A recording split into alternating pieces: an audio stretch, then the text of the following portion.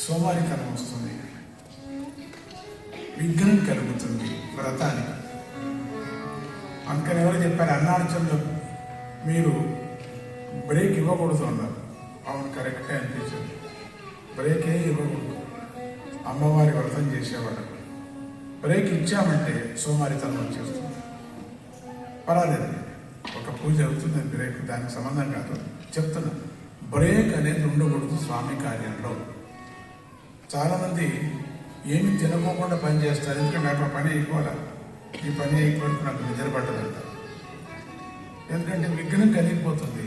ఏదైనా కొంచెం తీసుకుంటే విఘ్నం కలిగిపోతుంది, సోమరితనం వచ్చేస్తుంది. అందుకని మంచి పని మనుషులు తినరు, ఏం కూడా ఇది అయ్యేంతవరకే వద్దంటారు. అదే నిజమైన పని. కానీ రామకార్యంలో మాత్రం, రామకార్యం భగవంతుడి కార్యం ఆగకూడదు. నేను నీ ఆతిథ్యం స్వీకరించాను అని చేతితో మైనాకుడిని తాకి ముందుకు వెళ్ళిపోయాడు. నమస్కారం చేసి వచ్చేటప్పుడు టైం ఉంటే వస్తాను అని చెప్పి వెళ్ళిపోయాడు. తర్వాత దేవతలు పంపించినటువంటి సురసాదేవి హనుమంతుడిని అడ్డుకోవాలని నోరు తెరిచింది నల్లగా. హనుమంతుడు అక్కడ కొంచెం వాగ్వాదం జరుగుతుంది. అప్పుడు అక్కడక్కడ కొంచెం హనుమంతుడు సూక్ష్మ రూపాన్ని ధరించి మెరుపు వేగంతో ఒక మించులాగా టెక్కని లోపలికి వెళ్ళి బయటకు వచ్చేస్తాడు.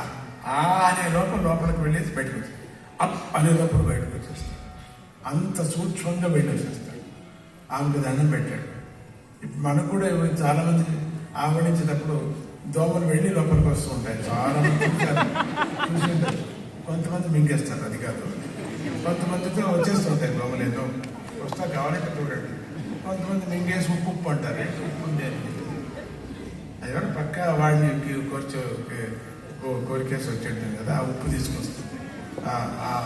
ఆ చెమటంతా తీసుకొచ్చి మీ నోట్లో వేసేస్తుంది. అందుకని నోరు ఆవడించేటప్పుడు నోరు మూసుకోవాలి. నేను ఇంకోటి చెప్తాను, నా కర్మ ఏమో కానీ ఇప్పుడు భజన చేస్తున్నాను కదా, చూపిస్తాను చాలామందికి. అపురూపంగా ఇట్లా చూసి ఇట్లా చూస్తాను. కరెక్ట్గా వాళ్ళనే చూస్తా, వాళ్ళు కరెక్ట్గా లోపలికి. సురసాదేవి నమస్కారం. నేను హనుమంతుడిలా కనపడతాను కదా, అందుకని ఆ సురసాదేవి నోరు తెరుస్తాను, వచ్చి లోపలికి వెళ్ళాను. నాకు ఎక్కడ భజన చేయాలి టైం ఉంటుంది, లేకపోతే వచ్చి లోపలికి పెడుతుంది. అందుకని పక్కన ఉండే దోమను పంపిస్తాను. అందుకని పక్కన 5-6 దోమలు